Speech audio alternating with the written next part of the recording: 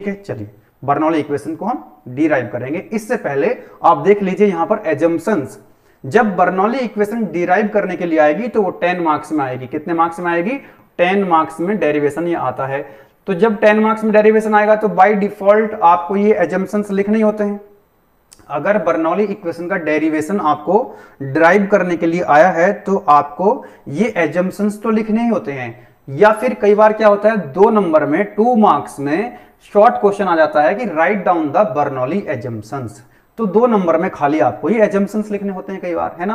पहला एजम्पशंस क्या है उसको जरा देखिए, कौन कौन से एजम्पशंस हम अप्लाई करेंगे। और जब इक्वेशन डिराइव करेंगे तो इनका थोड़ा ध्यान भी रखना, अप्लाई भी करना होगा इनको। कह रहा है कि जो फ्लो जो है वो that must be steady flow. Steady flow का मतलब होता है कि जब फ्लूइड की प्रॉपर्टीज चेंज नहीं होती हैं with respect to time. For example velocity है तो वेलोसिटी जो है विद रेस्पेक्ट टू टाइम क्या नहीं होगी? चेंज नहीं होगी। तो कितना हो जाएगा इसका डेरिवेटिव? 0 हो जाएगा। When the fluid properties do not change with respect to time, that flow is called steady flow। क्या बोलते हैं उसको? steady flow। दूसरा बोल रहे हैं आपसे incompressible flow। incompressible का मतलब होता है कि उसका वॉल्यूम क्या होता है? कांस्टेंट होता है। मतलब डेंसिटी जो है वो क्या है? कांस्टेंट है। जब फ्लूइड की डेंसिटी चेंज नहीं होती है with respect to pressure, then it is called incompressible flow. Non viscous और आइडियल फ्लो का फ्लूइड का मतलब होता है कि जब उसकी शेयर स्ट्रेस कितनी होती है? 0 होती है। यानी कि जो विस्कोसिटी क्या होती है? 0 होती है। तो उसको बोला जाता है क्या? Ideal fluid. विस्कस फोर्स कितना? 0। हमने अभी निगलेक्ट भी किया था। इररोटेशनल फ्लो, जो फ्लूइड के पार्टिकल्स हैं वो एक लाइन में, एक लीनियर मोशन में होने चाहिए। वो अपनी एक्सिस के अबाउट फ्लूइड के पार्टिकल्स रोटेट नहीं करने चाहिए। अब flow only along the stream line, जो फ्लूइड का फ्लो है वो केवल स्ट्रीम लाइन के अलोंग ही होना चाहिए। चलो तो डिराइव करते हैं बर्नौली इक्वेशन। 10 नंबर अपने पक्के करते हैं। हालांकि जो बर्नौली इक्वेशन डिराइव करने के लिए अभी तक आई नहीं है, लेकिन आ सकती है। इस बार हो सकता आ जाए। ठीक है, चलो ध्यान से समझना। ध्यान से समझने की यहां पर हम कोशिश करेंगे। किसको? बर्नौली इक्वेशन को कैसे ड्राइव करते हैं, कैसे डिराइव करते हैं बर्नौली इक्वेशन को। तो डायग्राम बनाएंगे कुछ इस तरह का, लाइक दिस, है ना। एक डायग्राम बनाएंगे हम बर्नौली इक्वेशन को ड्राइव करने के लिए। चलो, है ना। तो आप यहां पर थोड़ा सा पेन का इस्तेमाल कर लीजिएगा। डायग्राम को थोड़ा सा अच्छे से बनाने की कोशिश कीजिएगा, नीट एंड क्लीन। ठीक, स्केल का यूज करेंगे।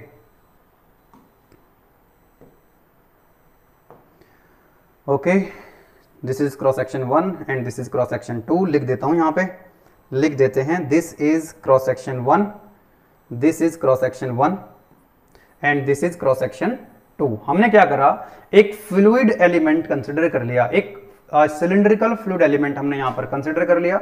और इसका जो क्रॉस सेक्शन है, इस फ्लूइड एलिमेंट का जो क्रॉस सेक्शन है, सिलिंड्रिकल क्रॉस सेक्शन जो हमने कंसिडर किया है, मान लेते हैं इसका जो क्रॉस सेक्शनल एरिया है वो है DA। बहुत ध्यान से समझते जाओ, डायग्राम को बहुत ध्यान समझ लेना। इक्वेशन में कुछ नहीं, इक्वेशन अपने आप डिराइव हो जाएगी। इसका जो क्रॉस सेक्शन है मैंने कितना मान लिया? DA। बहुत ही छोटा सा क्रॉस सेक्शनल एरिया है। ठीक है, ये क्रॉस सेक्शन 1 हो गया, ये क्रॉस सेक्शन 2 हो गया। ये जो फ्लूइड एलिमेंट है, सिलिंड्रिकल फ्लूइड एलिमेंट है, इसकी जो लेंथ है वो मान लीजिए बहुत छोटी सी लेंथ है, दैट इज DS। डायग्राम को तो जूम करके बनाते हैं ताकि हमको दिखने में इजी रहे, विजिबिलिटी रहे। ठीक है, तो इसकी जो क्रॉस सेक्शन एरिया है वो कितना हो गया? DA। और इसकी लेंथ कितनी होगी फ्लूइड एलिमेंट की? That is DS। Now my dear students, ये जो फ्लूइड एलिमेंट है, ये जो फ्लूइड एलिमेंट है, ये क्या हो रहा है? एक स्ट्रीम लाइन के अलॉन्ग जो है ये फ्लो हो रहा है, लाइक दिस। ठीक है, तो ये एरिया भी कितना हो जाएगा आपका? This area will also DA। कितना हो जाएगा? DA। अब हमारी जो इक्वेशन है यहां पर, अच्छा एक काम और करें आप लोग, एक काम और करें। यहां पर एक इसका डेटम मान लीजिए, है ना। इसकी एक रेफरेंस लाइन मान लीजिए, जिसको हम क्या बोल सकते हैं? डेटम, है ना। क्या बोलेंगे इसको? डेटम। क्या बोला? डेटम। ठीक है, लिख देता हूं यहां पे। अगर आपको समझ में नहीं आ रहा है कि मैं क्या बोल रहा हूं, दैट इज डेटम। ओके, अब यहां पर जो इसका क्रॉस सेक्शन 1 है ना, ये जो क्रॉस सेक्शन 1 है, इसकी जो हाइट है, इस हाइट को हम बोल देते हैं Z1। कहां से? डेटम से। डेटम से क्या होगा? Z1 इसकी हाइट होगी क्रॉस सेक्शन 1 की। और यहां की हाइट मान लेते हैं क्या हम? Z2। रेफरेंस लाइन से यानी कि डेटम से जो हाइट है वो कितनी है? Z2। अब हमको करना क्या है? इलियट्स इक्वेशन या आइलर इक्वेशन, जो भी आप उसको बोलते हैं, that is FG plus Fp, gravity force plus pressure force that is equal to ma, यही होता है ना न्यूटन का सेकंड लॉ। ये हमने अप्लाई किया, हमने सिर्फ दो ही तो फोर्स कंसीडर किए, क्या बोला था इसको हमने, यूलर्स इक्वेशन। बोलो यस और नो। तो यहां से आप अपना डेरिवेशन को स्टार्ट करेंगे, यूलर्स इक्वेशंस है ना। इस इक्वेशन को हम अप्लाई कर रहे हैं क्या, बर्नौली इक्वेशन को डिराइव करने के लिए। तो यहां पर कितने फोर्स हैं, ग्रेविटी फोर्स, प्रेशर फोर्स। तो यहां पर देखेंगे वो फोर्स किस तरह से लगे हुए हैं। पहले ग्रेविटी फोर्स की बात कर लें क्या, पहले ग्रेविटी फोर्स की बात कर लें क्या, बोलो यस और नो। ग्रेविटी फोर्स कितना है, ग्रेविटी फोर्स कितना है, बताओ बताओ बताओ। ग्रेविटी फोर्स क्या होता है भाई, इसका सेंट्रॉइड मान लेते हैं, कहाँ है, यहां पर इसका ये सेंट्रॉइड है, यहां पर क्या है इसका ये सेंट्रॉइड है। तो यहां पर लगेगा इसका ग्रेविटी फोर्स Fg, ठीक है। और इस फ्लूइड एलिमेंट का मास कितना है, इस फ्लूइड एलिमेंट का मास मान लीजिए कितना m है, हमने m मान रखा ना फ्लूइड एलिमेंट का मास। तो ये कितना हो जाएगा, ये हो जाएगा कितना mg, कितना हो जाएगा mg। अब इसके दो कंपोनेंट मुझे लेने हैं। एक्चुअली मैं फोर्स को रिजॉल्व करूंगा, ये जो स्ट्रीम लाइन हमने बोला ना, इस स्ट्रीम लाइन के अलोंग, तो स्ट्रीम लाइन इधर मैं देखूंगा तो इसको लिखूंगा पॉजिटिव है ना फोर्स, और इसको क्या लिखूंगा मैं इधर की तरफ नेगेटिव फोर्स लिखूंगा, यस और नो। तो यहां पर इसके दो कंपोनेंट आपको देखने के लिए मिलेंगे। एक ये वाला मान लीजिए एंगल कितना है, theta, this angle is theta. तो इसके दो कंपोनेंट हो जाएंगे, यहां पर मैं बना रहा हूं, इसके दो कंपोनेंट्स आपको देखने के लिए मिलेंगे। Let me use this colour. एक कंपोनेंट तो ये वाला हो जाएगा along द स्ट्रीम लाइन, कौन सा होगा कंपोनेंट, इसको क्या बोलोगे आप, दिस इज Fg, Fg मतलब mg cos थीटा, बोलो हाँ कि ना। एंगल के साथ वाला फोर्स कितना होता है component, that is mg cos theta. ये वाला कितना हो जाएगा, that is mg sin theta. इसमें तो कोई दिक्कत नहीं होनी चाहिए। Fg नीचे की तरफ है, कितना है mg, भाई ग्रेविटी फोर्स हमेशा डाउनवर्ड डायरेक्शन में लगता है, तो ये कितना हो गया mg। स्ट्रीम लाइन के अलोंग फोर्स को रिजॉल्व कर लो, तो ये हो जाएगा mg cos थीटा, ये कितना हो जाएगा mg sin थीटा। चलो अब यहां पर तो हमने बात कर ली किसकी, ग्रेविटी फोर्स की। बात करते हैं क्या यहां पर प्रेशर फोर्स की। तो प्रेशर के बारे में दो बातें आपको मैंने ऑलरेडी बताई है प्रीवियस वीडियो लेक्चर में, क्या कि प्रेशर हमेशा नॉर्मल टू द सरफेस होता है, बोलो यस और no. Pressure is always normal to the surface. दूसरा पॉइंट क्या था कि प्रेशर हमेशा सरफेस की तरफ ही लगता है, टुवर्ड्स द सरफेस ही लगता है। तो आप मुझे बता सकते हैं कि यहां पर प्रेशर कितना होगा, यहां पर प्रेशर मान लीजिए, यहां का जो प्रेशर है इसको आप मान लीजिए, एक सेकेंड, इसको आप मान लीजिए कितना है, दिस इज P प्रेशर है। कितना प्रेशर है यहां पर, ये प्रेशर P है, कितना प्रेशर है P है। तो यहां पर कितना प्रेशर हो जाएगा, that is P plus DP लिख देता हूं यहां पे, बोलो बोलो बोलो बोलो, कितना लिख दें, यहां पर लिख देते हैं, यहां का प्रेशर मान लेते हैं हम कितना है, ये प्रेशर P है, तो ये प्रेशर हो जाएगा P प्लस DP। अरे बोलो यस और नो। ये प्रेशर कितना है, P है, इधर की तरफ लगा हुआ है, टुवर्ड्स द सरफेस है, नॉर्मल टू द सरफेस है, ठीक है। अब यहां पर क्योंकि इधर डिस्टेंस कितनी होगी, ds चेंज होगी, तो इसकी वजह से कुछ तो प्रेशर चेंज होगा, तो कितना हो जाएगा P प्लस DP। ये DP क्या आ गया, इसके अंदर चेंजेस आ गए। अब ये प्रेशर लगेगा इधर की तरफ, इधर की तरफ, बोलो यस और नो, टुवर्ड्स द सरफेस। प्रेशर हमेशा सरफेस की तरफ लगता है। अब हमको प्रेशर, इस प्रेशर की वजह से कितना फोर्स लगेगा, हमको तो फोर्स की बात कर रहे हैं ना, यहां पर तो प्रेशर फोर्स है ना, क्या है यहां पर, ये तो प्रेशर फोर्स है। तो इस प्रेशर की वजह से फोर्स कितना आएगा, आप तो सभी जानते हो, पढ़ाया था मैंने कल आपको, P इज इक्वल टू होता है फोर्स अपॉन एरिया। तो फोर्स कितना हो जाएगा, फोर्स कितना हो जाएगा, प्रेशर इनटू एरिया। तो इस प्रेशर की वजह से कितना फोर्स आएगा, किससे मल्टीप्लाई कर देंगे, फोर्स निकालते हैं तो प्रेशर में एरिया से मल्टीप्लाई करते हैं। तो प्रेशर कितना है P है ना, और एरिया कितना है, दैट इज DA। तो यहां पर DA से मल्टीप्लाई कर दो, तो ये कितना हो गया pressure force, P into DA है ना। यहाँ का प्रेशर कितना है, P प्लस DP, तो DA से क्या कर दो, मल्टीप्लाई कर दो, ये एरिया से मल्टीप्लाई कर दो। तो ये आ गया, ये वाला फोर्स हो गया P plus DP into DA, इस तरफ फोर्स हो गया, और PDA ये फोर्स हो गया इस तरफ। बोलो कोई दिक्कत वाली बात नहीं है। वैल्यू पुट करो, वैल्यू पुट करो, वैल्यू पुट करो, चलो वैल्यू पुट करो। यहां पे Fg कितना है, Fg कितना है, बोलो Fg कितना है। अब सुनो ध्यान से, ये जो Fg है ना, हम ले रहे हैं जो फोर्सेस है ना, जो फोर्सेस हैं हम उनको अलोंग द स्ट्रीम लाइन ले रहे हैं। तो इस तरफ जो फोर्स होंगे पॉजिटिव, इस तरफ फोर्स होंगे तो क्या लिखेंगे उनको, नेगेटिव। तो बताओ कौन सा फोर्स लेना है इसको, Fg का कौन सा कंपोनेंट लेना। क्या इस कंपोनेंट से मुझे कोई मतलब है, नहीं मतलब है, क्योंकि मैं इसके अलोंग ले रहा हूं फोर्सेस को, इसके अलोंग। अब इसके अलोंग जब मैं फोर्स ले रहा हूं तो इसका कंपोनेंट कौन सा लूंगा, mg cos theta. mg cos theta तो इस तरफ है, तो यानी कि इस तरफ है तो क्या लिखूंगा माइनस, उस तरफ होगा तो क्या लिखूंगा प्लस।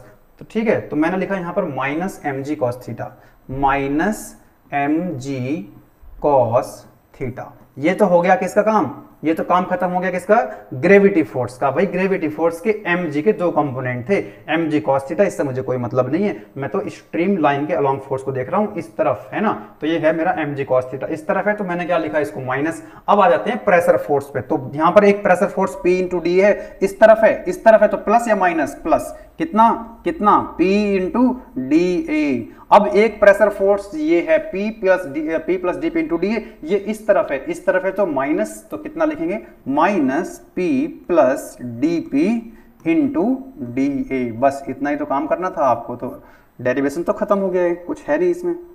ये तो हो गया हमारा ग्रेविटेशन फोर्स, ये हो गया pressure force, that is equal to M A. तो यहां लिख दिया क्या हमने m इंटू ए। इसको थोड़ा सा सिंप्लीफाई कर लो, इसको थोड़ा सा सिंप्लीफाई कर लो, तो ये हो जाएगा क्या आपका minus M G cos theta equal to, नहीं minus M G cos theta. जब इसको आप ब्रैकेट को ओपन करोगे तो ये पी डी ए है, और ये माइनस के पी डी ए, जब ब्रैकेट खोलोगे तो ये कैंसिल आउट हो जाएगा, क्या बचेगा अंदर माइनस के डी पी डी ए बचेगा, और इक्वल टू कितना है एम ए। बताओ ये पी डी ए है, माइनस करोगे तो माइनस पी डी ए और minus D P D A, तो ये P D A cancel out हो जाएगा, कितना बचेगा minus D P into D ए। ठीक है, तो ये इक्वेशन हमारे पास अब आ गई है। जो हमारा मेन काम था वो खत्म हो चुका है, थोड़ा बहुत और काम बचा हुआ है, उसको निपटा लेते हैं, चलो चलो चलो चलो चलो चलो थोड़ा सा ऊपर हो जाओ भाई, जगह बनानी है हमको यहाँ पे। यस, इस डायग्राम की जरूरत पड़ेगी ना बीच बीच में। चलो अब यहाँ पर देखो जरा, अब इस इक्वेशन पे गौर करो, क्या मिला आपको इस इक्वेशन में। यहां पर एक मास दिखाई दे रहा है क्या आपको m, यस, यहां पर एक मास दिखाई दे रहा है m, दो जगह इस इक्वेशन में मास m है और एक है यहां पर एक्सेलरेशन। अब आप मुझे बताओ, पहले a की बात कर लेते हैं। a क्या होता है बच्चों, that is equal to dv over dt, rate of change of velocity. बचपन में पढ़ के आए हो कि नहीं। a क्या होता है, that is equal to rate of change of velocity, और v क्या होता है, वेलोसिटी क्या होता है, rate of change of displacement, ds over dt। तो एक काम कर लेते हैं, इसमें मल्टीप्लाई करते हैं ds ओवर dt से, अब आप मुझे एक बात बताना, यहां पर ये जो ds ओवर dt है, इस ds ओवर dt को क्या मैं v लिख सकता हूं, बोलो यस और नो। तो a कितना हो जाएगा, बोलो a कितना हो जाएगा, यहां से a हो जाएगा, इसको लिखा हमने ds ओवर dt को v, और हमारे पास कितना बचा dv over dt, v dv over dt, क्या बचा यहाँ पर dv ओवर dt। कुछ गलत हुआ क्या, ओहो, अरे गलत हो गया, यहाँ मैंने गलत लिख दिया, एक सेकंड रुकेंगे, मैंने क्या लिख दिया था, ये एक सेकंड रुको, बस एक सेकंड। ए कितना है यहाँ पर, a होता है बच्चों dv ओवर dt होता है, तो मैंने यहाँ पर ds ऊपर लिखना था और नीचे भी ds लिखना था, ds से डिवाइड करो, ds से मल्टीप्लाई करो, मैंने यहाँ पर ds ओवर dt लिख दिया था, वो गलती हो गया था। अब देखना यहाँ पर आप लोग, अब देखना यहाँ पे, देखो ये क्या है आपका, this is ds over dt, तो ये कितना था आपका ds ओवर dt को क्या लिखा था हमने, v लिखा था, तो इसको हम लिख सकते हैं a इज इक्वल टू, इसको हमने लिखा v, कितना बच गया यहाँ पर dv ओवर ds, तो यहां से तो मेरे को a की वैल्यू मिल गई, इस a की वैल्यू को मेरे को यहां पुट करना है, यहां पे a की वैल्यू मिल गई मेरे को, यहां पुट करना है। अब मुझे थोड़ा m को और डील करो, m को, और देखो m दो जगह है, m कहां पर है, दो जगह है। चलो m क्या होता है बच्चों, आप मुझे बताओ जरा, डेंसिटी क्या होता है, कल पढ़ा था हमने, मास अपॉन वॉल्यूम, तो m क्या हो जाएगा बच्चे, m क्या हो जाएगा, रो इंटू वी, यस और नो। रो क्या है, इस फ्लूइड की डेंसिटी है, v क्या है, इस फ्लूइड एलिमेंट का वॉल्यूम है ना। तो वॉल्यूम बताना जरा कितना हो जाएगा इसका, वॉल्यूम क्या होता है सिलेंडर का वॉल्यूम क्या होता है, cross section area into length. अगर ये सिलिंड्रिकल एलिमेंट होता तो इसका जो क्रॉस सेक्शन है मल्टीप्लाई बाय किससे कर देते, एल से कर देते। तो यहां पर एरिया कितना है इस फ्लूइड एलिमेंट का, अरे रुक जा भाई, यहां पर इसका एरिया कितना है फ्लूइड एलिमेंट का, dA, और इस फ्लूइड एलिमेंट की लेंथ कितनी है ds, तो बताओ वॉल्यूम कितना हो जाएगा, क्या D A into D S हो जाएगा कि नहीं हो जाएगा? तो यहां पर हम क्या लिख सकते हैं, मास कितना था हमारा, मास था रो इंटू वी, तो मास को हम लिख सकते हैं rho into D A D S. बोलो यस और नो, यस और नो। अब थोड़ा सा को ऊपर करो, ऊपर करो, चलो चलो चलो चलो चलो चलो चलो, बस बस बस बस बस, ज्यादा हो गया, एक सेकंड थोड़ा कम हो जा। Now it is okay right. चलो अब क्या करना है, हमारे पास ये इक्वेशन थी ना, ये इक्वेशन थी हमारे पास, दिस इक्वेशन। तो यहां पर मास यहां भी है और यहां भी मास है, तो यहां पर हम मास की वैल्यू कितनी रख देंगे, rho D A D S, और एक एजेंट कितना रखेंगे, V D V over D S. चलो रखो, मास m कितना है, माइनस m, यानी कि माइनस के rho D A D S, okay. और ऑलरेडी कितना है यहां पर, G cos theta, G cos theta भी तो है यहां पर, जी कॉस थीटा, माइनस के DP into D A, minus DP into D A, equal to mass कितना, rho D A D S, और यहां पर ए कितना है, ए की वैल्यू कितनी है, V D V over D S. अरे यार अब देखो जरा, कुछ देखो यहां पर सिंप्लीफाई हो रहा है क्या, ये डीए है, यस, यहां भी डीए और यहां भी डीए, कॉमन लेकर के डीए की कहानी खत्म। ये डीएस है, ये डीएस है, कहानी खत्म। कितना बचा, कितना बचा, यहां पर बचा आपका डीपी, तो यहां पर लिखेंगे माइनस के डीपी।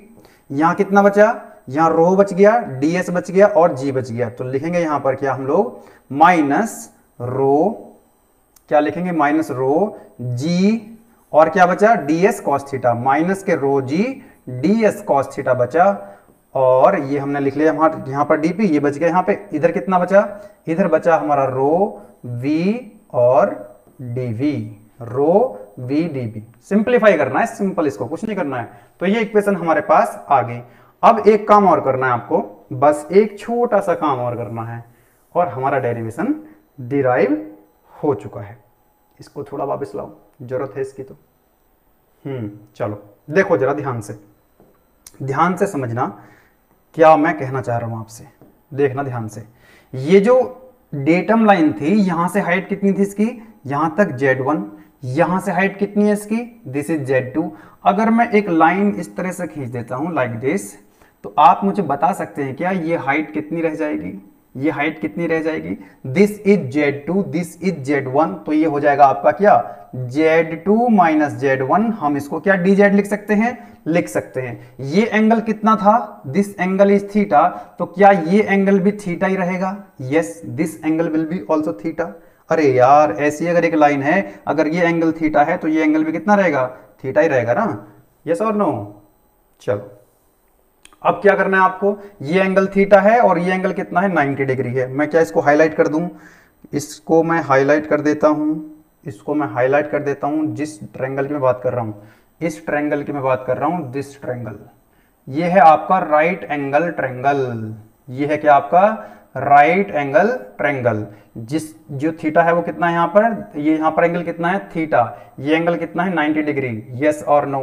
ये कितनी हाइट मिली आपको यहां से, दैट इज dz, यानी कि Z2 माइनस Z1, और इसकी लेंथ कितनी है, दिस इज ds, यानी कि इसका जो हाइपोटेनियस है वो कितना है, ds है, कितना है, ds है। तो यहां पर आप मुझे बता सकते हैं क्या, cos थीटा कितना होगा इस ट्रायंगल में, राइट एंगल ट्रायंगल जो मैंने हाईलाइट किया है, इसमें cos थीटा कितना होगा, that is base upon hypotenuse, base कितना है इसका, dz, और हाइपोटेनियस कितना है इसका, ds। तो आप मुझे बता सकते हो क्या हम यहां से dz को ds cos थीटा लिख सकते हैं क्या, यस और नो। कुछ नहीं करा हमने, इस राइट एंगल ट्रायंगल में cos थीटा यूज किया है, cos थीटा यूज किया है, that is equal to dz over ds। तो dz को हम क्या लिख सकते हैं, ds cos थीटा लिख सकते हैं क्या।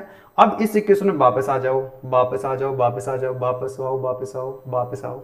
ये वाली जो इक्वेशन चल रही है आपकी, क्या इस इक्वेशन में आपको दिखाई दे रहा है कहीं ds cos थीटा, इस इक्वेशन में ds cos थीटा दिख रहा है आपको कहीं, हाँ दिख रहा है ds cos थीटा।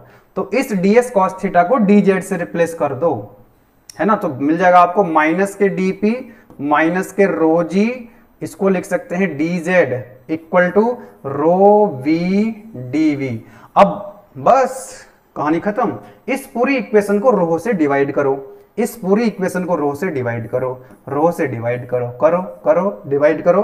तो यहां से आप देखेंगे, यहां से आप देखेंगे रो से रो खत्म, रो से रो खत्म। तो ये कितना बच गया, माइनस के dp upon rho minus G D Z equal to V dv। बोलो यस और नो। अब क्या करो, अब क्या करो, अब क्या करो, इन टर्म्स को ना एक साथ ले लो, मतलब इक्वल से इधर ले आओ, तो ये सारे के सारे प्लस हो जाएंगे कि नहीं, बोलो सारे के सारे प्लस हो जाएंगे। इसको हम लिख पाएंगे dp upon rho plus V D plus G D Z equal to 0। बस इंटीग्रेट कर दो, इंटीग्रेट कर दो इसको। ये है dp, यानी कि इसको p के रेस्पेक्ट में करेंगे तो p1 से p2 तक करो।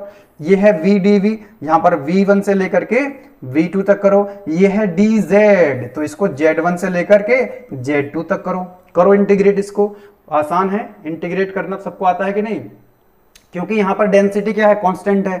हमने एक एजम्पशन लिया था कि जो फ्लूइड है वो कैसा है, दैट इज इनकंप्रेसिबल। फ्लूइड कैसा था हमारा, इनकंप्रेसिबल था। तो डेंसिटी क्या हो जाएगी, डेंसिटी क्या हो जाएगी, क्या डेंसिटी कांस्टेंट हो जाएगी, क्योंकि हमारा फ्लूइड कैसा हमने एज्यूम किया हुआ है, that is incompressible. Density constant है तो 1 बाई रो। अब आप बताओ इसका कितना हो जाएगा dp। अरे यार dx को जब आप इंटीग्रेट करते हो x1 से लेकर के x2 तक कितना आता है, x2 पहले तो x आएगा, x1 से x2 तक आप लिमिट लगाओगे, x1 से x2 तक, तो लिमिट पुट करोगे तो x2 माइनस x1 ही आएगा ना। बोलो यस और नो। तो यहाँ पर x की जगह क्या है, p है, तो कितना आ जाएगा, डायरेक्ट लिख रहा हूं, that will be equal to p2 minus p1, यही आएगा ना।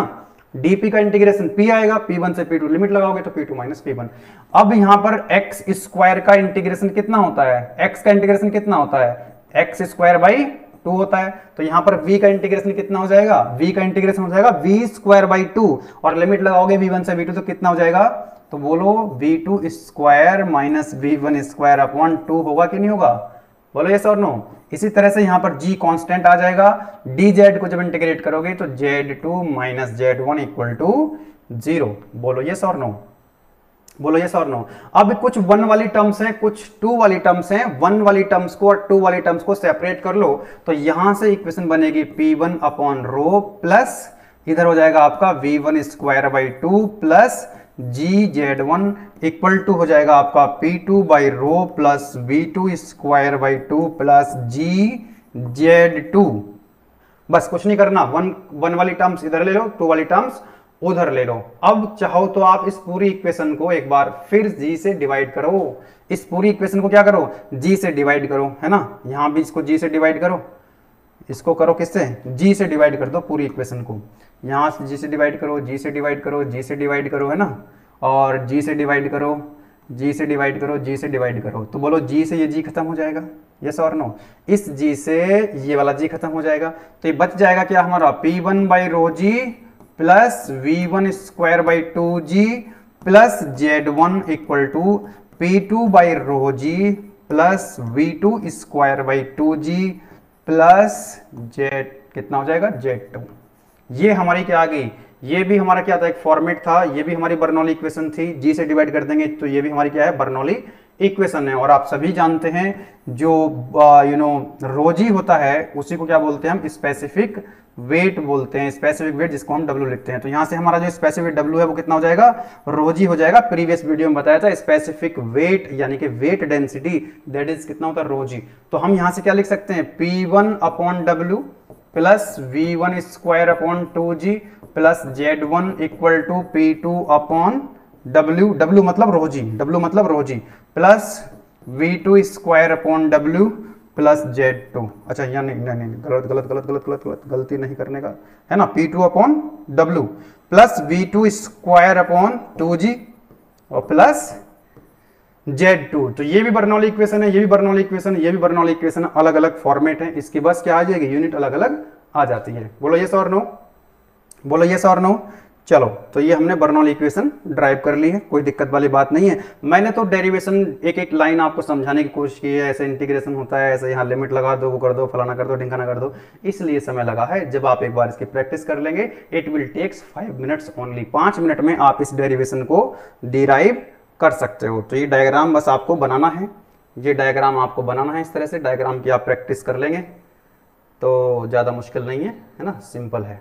चलिए आगे बढ़ते हैं, नेक्स्ट स्लाइड की तरफ बढ़ते हैं, है ना। ये देखिए जरा एक बार फिर से, ये हमारी जो फाइनल रिजल्ट्स हमने ड्राइव कर लिए हैं, है ना। ये इक्वेशन आई थी ना हमारी P1 upon rho plus V1 square upon 2 plus GZ1, इस तरह से।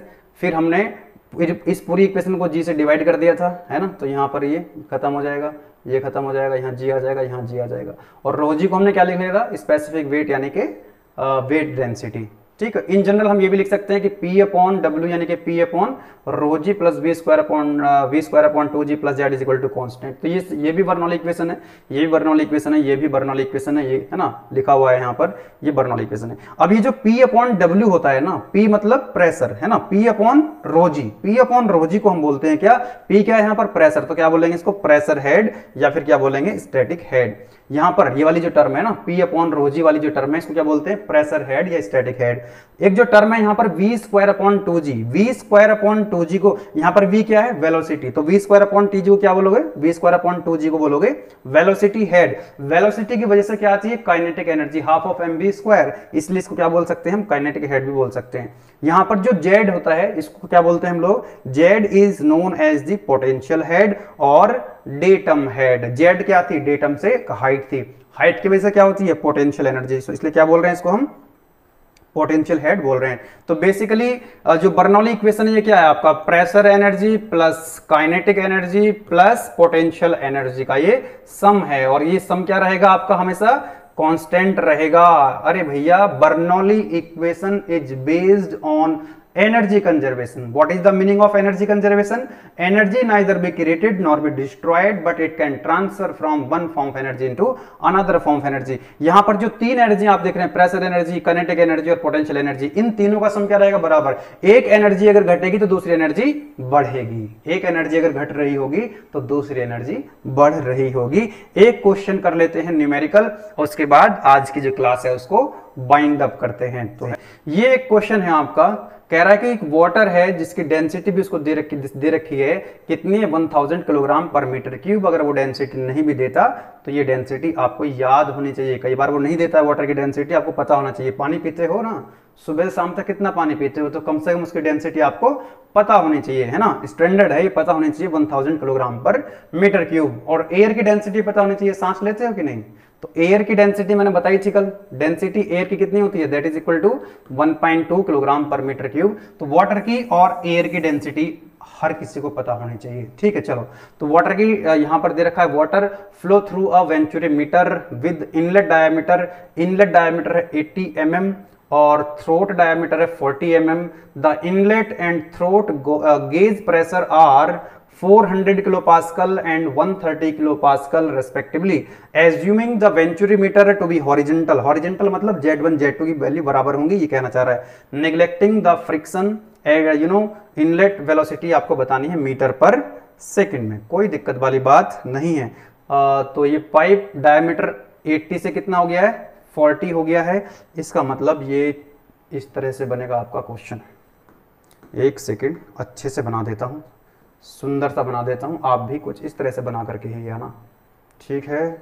स्केल का यूज तो कर लोगे ना, बोलो हाँ कि ना, ठीक है। ये क्रॉस सेक्शन 1 हो गया और ये हो गया आपका क्रॉस सेक्शन 2। चलो इसको लिख लेते हैं, cross section 1, this is cross section 2, okay. मान लो यहां पर जो एरिया है वो A1 है, डायमीटर इसका D1 है, प्रेशर इसका P1 है, वेलोसिटी इसकी V1 है, फ्लो की डायरेक्शन ये है, ठीक। करस्पॉन्डिंग 2 पर कितनी वैल्यू हो जाएंगी, A2 हो जाएगा एरिया, डायमीटर हो जाएगा D2, प्रेशर हो जाएगा P2 और वेलोसिटी हो जाएगी V2, ठीक बात है। अगर डेंसिटी भी होती, पहली बात तो डेंसिटी क्या है, कांस्टेंट रहेगी, यहाँ पर डेंसिटी 1 मान लेते हैं, यहाँ पर ρ2 मान लेते हैं, यहाँ पर ρ1, लेकिन यहाँ पर ρ1 ρ2 क्या है, दोनों बराबर हैं।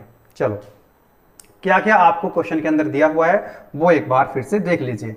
आपको दिया हुआ है वाटर की डेंसिटी और आपको दिया हुआ डायमीटर, है ना, D1 और D2, 80 और 40 आपको दे रखा है। यहाँ पे लिख देता हूं, यहाँ पे गिवन, क्या गिवन है आपको, what is given in the problem statement. आपको D1 की वैल्यू पता है कितनी है, that is equal to 80 mm, है ना। 80 mm। तो इसको आप क्या लिख सकते हो, इसको आप मीटर में अगर लिखना चाहो तो 0.08 लिख सकते हो क्या, 0.08। कितने से डिवाइड करोगे इसको, 1000 से डिवाइड करोगे तो कितना मिल जाएगा, किस में मिल जाएगा आपको, ये मीटर में। तो 0.08 मीटर आपको यहां से ये मिल जाएगा। चलो, what is the value of D2, ये आपको दे रखा है 40 mm। 1000 से डिवाइड करोगे तो क्या मिल जाएगा आपको, 0.04 मीटर, है ना। मिलीमीटर को आपने मीटर में कन्वर्ट कर लेना है। इसी तरह से आपको करस्पॉन्डिंग प्रेशर भी दे रखे हैं ना। P1 की वैल्यू कितनी दे रखी है आपको, दैट इज 400 किलो पास्कल, और P2 की वैल्यू दे रखी है 130, 400 एंड 130। P1 की वैल्यू है 400 किलो पास्कल। भाई इसको भी पास्कल में अगर लिखना चाहते हो तो P1 की वैल्यू कितनी हो जाएगी, 400 इंटू 10 की पावर 3 पास्कल। P2 की वैल्यू कितनी दे रखी है, दैट इज 130 किलो पास्कल। 1000 से मल्टीप्लाई करके इसको भी कन्वर्ट कर लो किसमें, पास्कल में। 130 इंटू 10 पावर 3 पास्कल। ठीक, डेंसिटी भी आपको दे रखी है, लिख लो 1000 किलोग्राम पर मीटर क्यूब। क्या पूछ रहा है आपसे, क्या पूछ रहा है आपसे, व्हाट ही इज आस्किंग। अच्छा, ये भी दे रखा ना उसने, हॉरिजेंटल है। हॉरिजेंटल का मतलब क्या है कि Z1 Z2 क्या है, बराबर हैं। Z1 Z2 क्या है, बराबर है, क्योंकि उसने बोला है कि जो पाइप है वो क्या है आपका, वो हॉरिजेंटल है। हॉरिजेंटल का मतलब इस तरह से आपका Z1 Z2 दोनों क्या है, बराबर हैं। आप चाहो तो यहां भी दिखा सकते हो, Z1 Z2 की वैल्यू जो है वो बराबर है। ठीक है, और पूछ रहा है आपसे इनलेट वेलोसिटी, V1 की वैल्यू पूछ रहा है। क्या पूछ रहा है, इनलेट वेलोसिटी पूछ रहा है। V1 की वैल्यू आपसे पूछी गई है, कोई दिक्कत वाली बात नहीं है। बर्नौली इक्वेशन लगाओ, बर्नौली इक्वेशन लगाओ, है ना। इसको थोड़ा सा ऊपर करो, चलो चलो चलो चलो, बस बस बस बस बस, चलो। तो यहां से क्या करोगे, बर्नौली इक्वेशन लगा दो। क्रॉस सेक्शन 1 क्रॉस सेक्शन 2 पर आपने क्या करनी है, बर्नौली इक्वेशन। अभी तो पढ़ी थी बर्नौली इक्वेशन, क्या थी कि P1 upon rho G plus V1 square upon 2G plus Z1 equal to P2 upon rho G plus V2 square upon 2G plus Z2। Yes और नो। अब उसने क्या बोल दिया आपको, Z1 Z2 बराबर हैं, खत्म कर दो कहानी। Z1 Z2 बराबर है। इसको थोड़ा सा एक काम करो, ये P1 अपॉन रो जी है, ये P2 अपॉन रो जी है, इसको इधर ले आओ। तो ये रो जी, ये भी रो जी, है ना। तो P1 minus P2 upon rho जी, ऐसा लिख सकते हैं क्या, कोई दिक्कत नहीं। इक्वल टू ये क्या है, V2 स्क्वायर अपॉन 2G, ये V1 स्क्वायर अपॉन 2G, इधर ले जाओ। ये क्या है 2G, ये क्या है 2G, तो कितना लिख सकते हैं, V2 square minus V1 square divided by 2G। This is equation number 1। बोल दो इक्वेशन नंबर 1। ये क्या कर दिया हमने, 1 और 2 पर बर्नौली इक्वेशन को अप्लाई कर दिया। अब क्या करो, अब क्या करो, अब एक काम करो, अब इसमें आप कॉन्टिन्यूटी इक्वेशन भी लगा दो। वाटर है यानी कि इनकम्प्रेसिबल फ्लूइड है, तो क्या लिख सकते हैं, A1 V1 is equal to A2 V2। ठीक है, A1 की वैल्यू कितनी है, π/4 D1 स्क्वायर, कितना, π/4 D1 square into V1 equal to A2 कितना हो जाएगा, π/4 D2 स्क्वायर इंटू V2। यहां से V1 और V2 में एक रिलेशन मिल जाएगा। अच्छा, यहां से क्या कैंसिल आउट हो गया, π/4। क्या हम इसको लिख सकते हैं D1/D2 का स्क्वायर, D1/D2 का स्क्वायर, बोलो यस और no. That is equal to V2/V1, है ना। अब देखो D1 की वैल्यू कितनी है, D1 की वैल्यू थी आपकी, D1 की वैल्यू कितनी थी, दैट इज 80 और D2 कितना था 40। तो D1 की वैल्यू रखो जरा, रखो रखो रखो रखो, हो गया आपका काम, हो चुका है काम, आपका खत्म हो चुका है। D1 की वैल्यू थी आपकी 80 और D2 की वैल्यू थी आपकी 40 का स्क्वायर करो इंटू V1 को इधर ले आओ इक्वल टू V2। तो ये हो जाएगा आपका कितना 2 और 2 का स्क्वायर कितना हो जाएगा 4। तो ये 4 टाइम्स ऑफ V1 हो जाएगा किसका, V2 की जो वैल्यू है वो 4 टाइम्स ऑफ V1 है। इसको आप इक्वेशन नंबर 2 चाहो तो कह सकते हो। यहां से V2 की वैल्यू कितनी रख सकते हैं, 4 टाइम्स ऑफ V1। रखो रखो जल्दी से रखो। तो ये हो गया हमारा P1 minus P2 upon rho G equal to V2 की वैल्यू कितनी रखोगे, 4 टाइम्स ऑफ V1 का स्क्वायर है माइनस V1 स्क्वायर। क्या करा हमने, V2 को इन टर्म्स ऑफ V1 रखा और कुछ नहीं करा।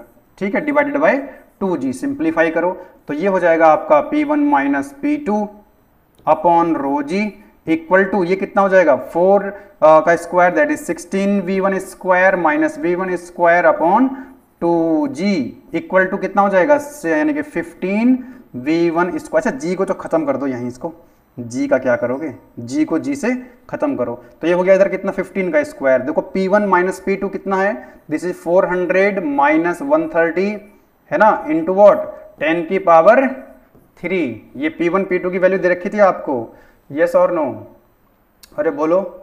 यहां से देखो, यहां से P1 P2 को पता है ना, ये आपको दे रखा है, ये है P1 है ना, ये है आपका P2, ये डेंसिटी दे रखी है आपको, कोई दिक्कत वाली बात नहीं है। सिंप्लीफाई कर लो, आपका काम हो चुका है। आपको V1 की वैल्यू निकालनी थी, V1 की वैल्यू आपकी आ चुकी है, ठीक है। तो मैंने यहाँ रखा 400 माइनस 130 10 की पावर 3 कॉमन आ गया, और ये 2 को इधर ले जाओ, 2 को इधर ले जाओ, ये वाला 2 को इधर ले जाओ, 2 से मल्टीप्लाई करो और डिवाइडेड बाय कितना डेंसिटी, डेंसिटी कितनी दे रखी है 1000 इक्वल टू कितना है उधर 15v1 स्क्वायर। वो तुझे कितना हो जाएगा बताओ जरा बताओ, ये हो जाएगा आपका 270 इंटू कितना है, इंटू कितना है 2 है, और ये 10 की पावर 3 ये 1000, खत्म, कहानी खत्म। This is equal to 15v1 square, ये कितना हो जाएगा, दिस इज 540, यस और नो, और 540 divided by 15 equal to v1 square, कितना आ जाएगा, ये कितना आ जाएगा,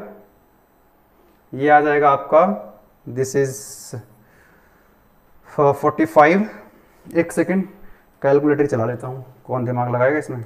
540 divided by 15, yes it is coming out 36। 36 is equal to what v1 square. तो यहां से आपको क्या मिल जाएगा, v1 की वैल्यू मिल जाएगी 6 मीटर पर सेकेंड। यही तो आपसे पूछी गई थी, कुछ नहीं करा आपने, एक बार आपने बर्नौली इक्वेशन लगा दी, द्वारा दूसरे बार आपने कंटिन्यूटी इक्वेशन लगा दी, ठीक है। तो कंटिन्यूटी इक्वेशन को आपने यहां से v1 v2 में एक रिलेशन मिल गया, क्योंकि d1 d2 की वैल्यू दे रखी, जो v2 की वैल्यू यहां पर आपने इक्वेशन नंबर वैल्यू पुट कर दी, p1 p2 आपको दिया हुआ था, आपने सिंप्लीफाई कर लिया। v1 इनलेट वेलोसिटी पूछी गई, that is coming out 6 metre per second. कल के दिन को अगर ये हो जाए, कल के दिन को अगर ये पूछ ले कि बताओ जरा v2 कितना होगा, v2 बताओ, तो v2 कितना था हमारा, that is 4 times of v1, यहां से देखा था ना हमने। तो v2 की वैल्यू कितनी थी, v2 is equal to 4 times of v1, तो v2 यहां से आप लिख सकते हैं कितना 4 टाइम्स ऑफ v1, तो यानी कितना हो जाएगा ये v2 की वैल्यू, तो 4 इंटू 6 यानी कि 24 मीटर पर सेकेंड। अगर ये कल के दिन को एग्जिट पर अगर वेलोसिटी पूछ लेगा, है ना, क्रॉस सेक्शन 2 पर, तो इतना हो जाएगा। अगर आपसे डिस्चार्ज पूछ लेगा, है ना, डिस्चार्ज कितना हो जाएगा आपका a1 v1, a1 पता है आपको ना, डायमीटर दिया पाई बाय 4 d1 स्क्वायर, है ना, that is also equal to a2 v2। ऐसा करके भी कुछ अगर करने को आ जाए तो बड़े इजीली आप कर सकते हैं। बताइए, बताओ बताओ बताओ, कोई दिक्कत वाली बात नहीं है।